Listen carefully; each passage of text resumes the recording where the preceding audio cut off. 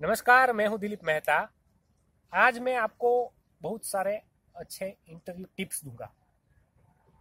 वास्तव में इंटरव्यू होता क्या है?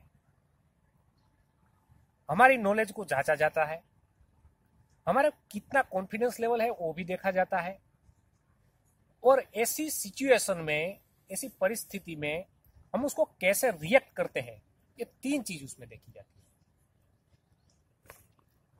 तो उसमें ऐसे क्वेश्चंस होते हैं जो आपको कंफ्यूज भी कर देंगे, और ऐसे क्वेश्चंस भी होंगे कि उसके उत्तर बहुत सारे दिए जा सकते हैं।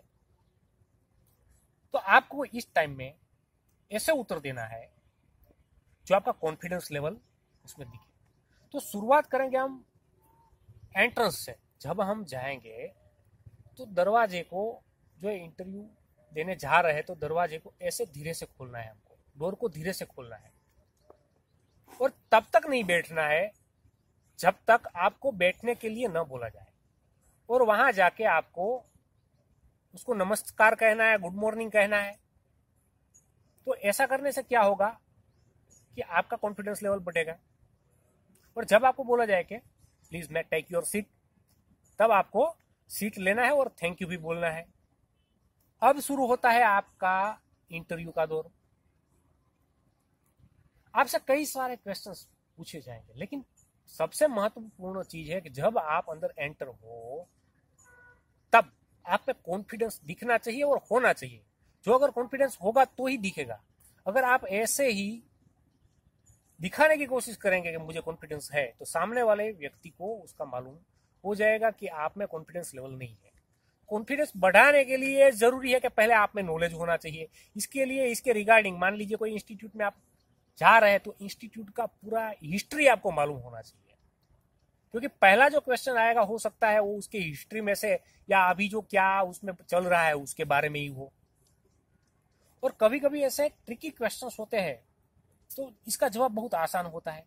मान लीजिए एक क्वेश्चन ऐसा पूछा गया था आईएएस के एग्जाम में, ये जो अंडा होता है उसको नीचे कैसे पटकाया जाए, लादी पे कैसे पटकाया जाए कि वो टूटे नहीं। तो उसके बारे में हम सोच सकते हैं कि क्वेश्चंस ट्रिकी है, लेकिन उसको समझना है। दे स्पेसिफिकली नॉट डिफाइन कि क्या टूटेगा, अंडा टूटेगा या टाइल्स टूटेगी। तो जो सामने वाला व्यक्ति था, जो आईएएस की इंटरव्यू के लिए गया था, उसने जवाब ऐसा दिया कि टाइल्स है वो इतना सख्त है कि अंडा गिरने पे वो टूटता नहीं है। तो क्वेश्चंस को सही तरीके से हमको पहला समझना है, उसको क्या बोल रहे हैं, उसका मतलब क्या है, और उसके लिए जरूरी है कॉन्फिडेंस लेवल। और कभी कभी ऐसे क्वेश्चंस भी पूछे जाते हैं जो आपको अपनी ही ट्रैप में फंसाया जाएगा। पहले आपसे हाँ बोलाया जाएगा, बाद में वहीं आपसे ना बोलाया जाएगा। बाद में कहेंगे पहले आप हाँ बोल रहे थे, अब आप हाँ ना बोल रहे हैं, तो सही उत्तर क्या है, तो आप कंफ्यूज हो जाओगे। तो ये जब उत्तर दे तब आप जो बोल रहे हैं उसे आप स्टिक रहे, स्ट्रिक्टली जो आप बोल रहे हैं उसको आप फॉलो करें।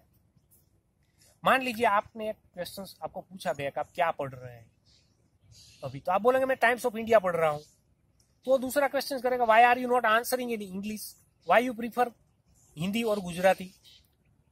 सो आप जवाब नहीं दे पाएंगे, क्योंकि अगर आप टाइम्स ऑफ इंडिया पढ़ रहे हैं तो आपको इंग्लिश में फ्लुएंसी होनी चाहिए, तो आप उसका उत्तर इंग्लिश में नहीं दे सकोगे, तो आप ही अपने ट्रैप में फंस गए। या तो आप पढ़ रहे हो तो आपको कॉन्फिडेंस होना चाहिए इंग्लिश में बोलने के लिए। तो ऐसे कई सारे क्वेश्चंस होते हैं जिसमें पहले आपसे हाँ बोलाया जाता है, बाद में ना बोलाया जाता है, और फिर आपको कंफ्यूज किया जाता है, और बाद में देखा जाता है कि आप कितने कंफ्यूज हो। तो यही देखा जाता है आपका माइंड लेवल कितना है, ब्रेन लेवल कितना है, और यही परीक्षा इस टाइम पे होती है, और बाद में इसी पॉइंट पे ही सिलेक्शन किया जाता है। आपको मान लीजिए बोलेंगे आपको ये इंस्टीट्यूट क्यों पसंद है, तो उसका बहुत सारा उत्तर होता है, लेकिन उसको उम्मीद क्या होती है कि उसके प्रति आपका लगाव कितना होगा, आप इस इंस्टीट्यूट में आके उस इंस्टीट्यूट के प्रति क्या काम करोगे। तो आपको जो फोकस करना है आंसर का, वो इंस्टीट्यूट के हित में बताना है, नहीं कि अपने हित में। आप बताओगे मुझे ज्यादा सैलरी मिलेगी, तो उससे सेटिस्फाई नहीं होंगे। आप बोलोगे मुझे यहाँ काम करने में मजा आएगा, तो ये भी सही आंसर नहीं है। तो आपको ऐसा आंसर देना है कि आपका इस इंस्टीट्यूट से लगाव है, क्योंकि ये इंस्टीट्यूट भव्य है, ये इंस्टीट्यूट में आके आपको आनंद नहीं आ रहा है, लेकिन आप जब इंस्टीट्यूट से जुड़ोगे तो आप अपना फायदा नहीं देखोगे, लेकिन वो इंस्टीट्यूट का फायदा देखोगे। तो वही सही उत्तर वो आपसे मांगना चाहता है। तो इस चीज का खास ध्यान रखें कि अपने हित में कोई भी बात न बोले, जो भी बोले वो इंस्टीट्यूट के हित में बोले, और अपने को ग्रो करने के लिए नहीं, लेकिन इंस्टीट्यूट को ग्रो करने के लिए आप क्या करोगे उसके बारे में आपको उससे बताना है। तो जब ये सब चीज, छोटी छोटी चीजें भी इसमें बहुत मायने रखती है।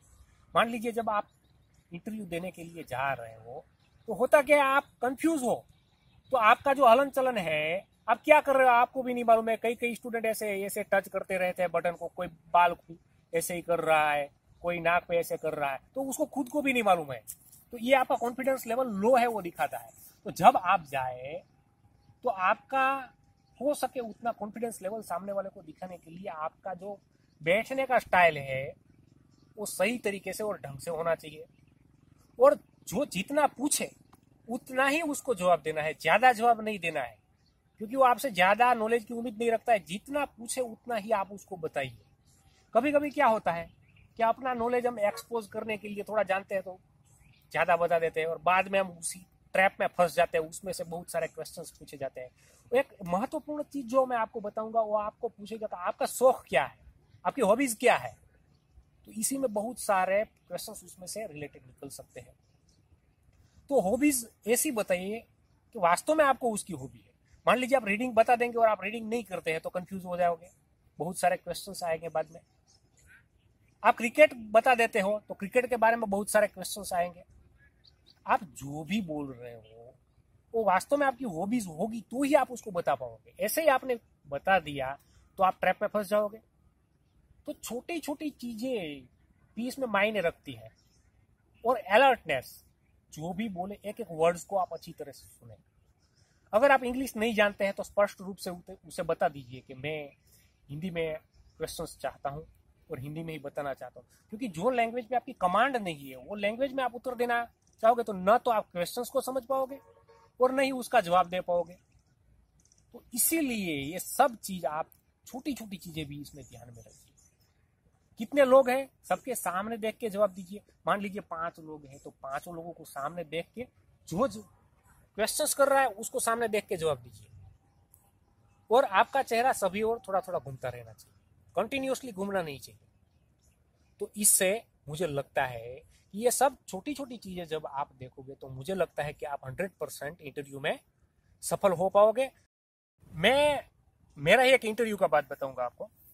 मैं जब बैंक इंटरव्यू देने के लिए गया तो मुझे एक क्वेश्चन पूछा गया कि कोई कस्टमर आता है और इलिटरेट है मान लीजिए, और बोलता है कि मुझे फॉर्म, अकाउंट ओपनिंग फॉर्म है वो मुझे फिलअप कर दीजिए, तो क्या करेंगे आप? तो वास्तव में उसका जवाब क्या है मैं आपको बताता हूँ, क्योंकि वहां कस्टमर होते हैं तो आप फॉर्म फिलअप करने में लगभग 15-20 मिनट उसमें लग जाएंगे, तो आप उसको फिलअप नहीं कर पाओगे क्योंकि टाइम नहीं है आपके पास। लेकिन अगर आप मना कर दोगे तो आप इंटरव्यू में सफल नहीं हो। अगर आप बोल दोगे मैं उसका फॉर्म भर दूंगा, तो वास्तविक रूप से ये जवाब भी सही नहीं, क्योंकि जब कस्टमर की लाइन लगी है तो आप 20 मिनट का टाइम निकाल के उसको कैसे दे सकते हैं।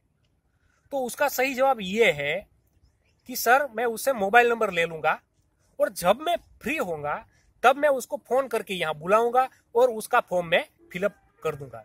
तो वास्तव में क्या है, जो जवाब आप दे वो सही तरीके से थोड़ा सच्चा होना चाहिए, थोड़ा लॉजिक होना चाहिए, और सामने वाले व्यक्ति को समझ में आए ऐसा होना चाहिए।